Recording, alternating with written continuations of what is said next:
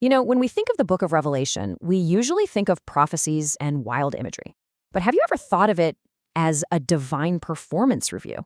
Seriously, the first part with the 7 letters to the 7 churches isn't just ancient mail. It's more like a cosmic audit, a direct evaluation from the head office. So let's dive into this, because the auditor here is someone the Apostle John knew intimately, but he'd never seen him quite like this.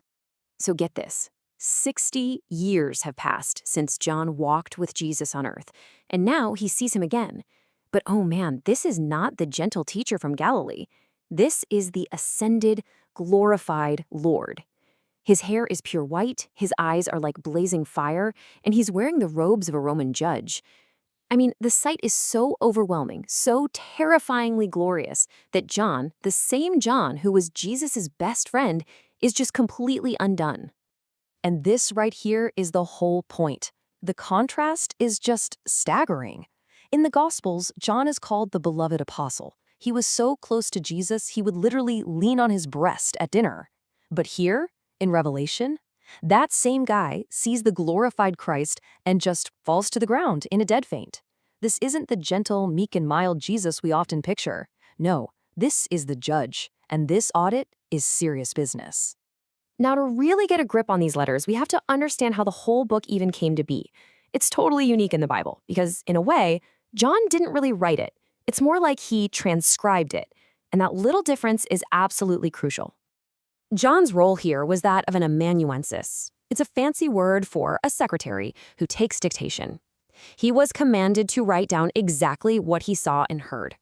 Think of a court stenographer trying to capture every single word of testimony during this live, overwhelming, multisensory experience. He wasn't composing, he was documenting. And, this actually explains something that's puzzled scholars for centuries, the book's style. I mean, compared to his gospel, which is just beautifully written, Revelation can feel a little scrappy. The grammar's off in places, sentences are incomplete. So why is that? Well, imagine trying to write down everything you see and hear while watching the most insane, epic movie of all time happening right in front of you in real time. John was so overwhelmed that an angel actually had to tell him 11 different times, write this down. And he couldn't go back and polish it later because the book ends with this severe curse on anyone who adds or removes a single word. So, yeah, he didn't dare touch it. So the critical point is this incredible chain of command. The message starts with God the Father, who gives it to Jesus. Jesus then communicates it through the Spirit, who uses angels to deliver it to John, our amanuensis, who then has to write it all down for the 7 churches. This just reinforces the immense top-down authority behind every single word of this divine audit. And the destination for this message? It was a very specific and very strategic location. Okay, so let's talk about the audit site itself. Why these 7 churches? They were all located in this small circular region in what is now modern-day Turkey. It was a huge hub for culture, commerce, and religion. But there was something else going on here. Something that made this region ground zero for an intense spiritual war.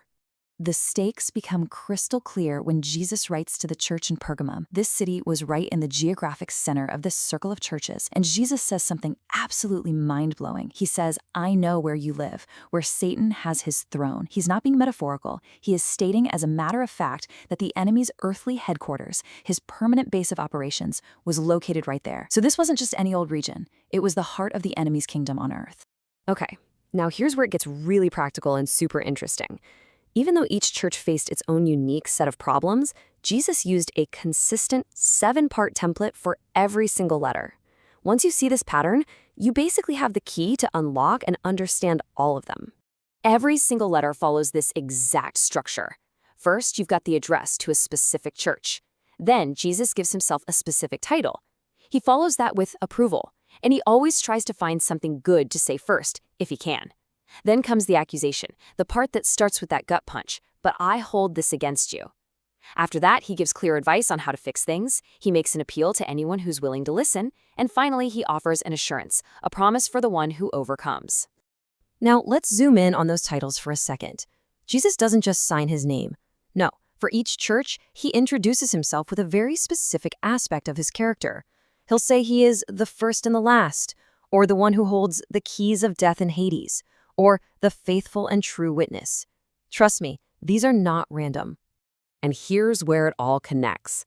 Every single one of these titles is pulled directly from that awesome, terrifying vision of the judging Christ we saw back in chapter 1.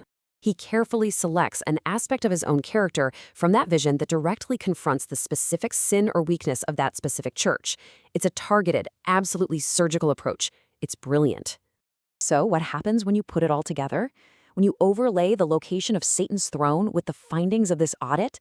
Well, an absolutely astonishing pattern emerges. The spiritual health of each church seems to be directly correlated to its physical distance from Pergamum. Just look at this. It's wild. The churches closest to Satan's throne, they were battling deep internal corruption. Idolatry and immorality had crept right inside their doors. The churches a little further out, they were facing intense external persecution. Yet they got the highest approval from Jesus. And the churches farthest away? Well, they weren't being attacked. They were just becoming comfortable, complacent, and lukewarm. Their proximity to the enemy literally dictated the nature of their spiritual battle. This completely flips our modern idea of a successful church on its head, doesn't it?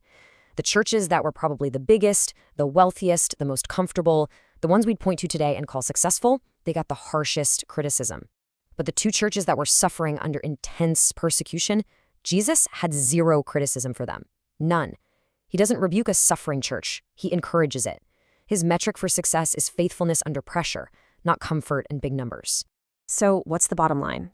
What happens if a church actually fails this divine audit? Well, these letters aren't just gentle suggestions. They come with a severe and final warning about the consequences of doing nothing. This right here is the final verdict. Jesus says, "If you do not repent, I will come and remove your lampstand." And the lampstand, that's the church itself. It's its light, its influence, its very existence. We talk a lot about planting churches and growing them, but this audit makes it brutally clear that Jesus is also in the business of closing them down when they stop being a true light for him. And really, that leaves us with a critical question to think about, not just for them, but for us today. This audit isn't just a piece of ancient history. It's a timeless template for spiritual evaluation. So we have to ask ourselves, what does it truly mean for a church's light to be extinguished? And what does it take to make sure that light continues to burn brightly?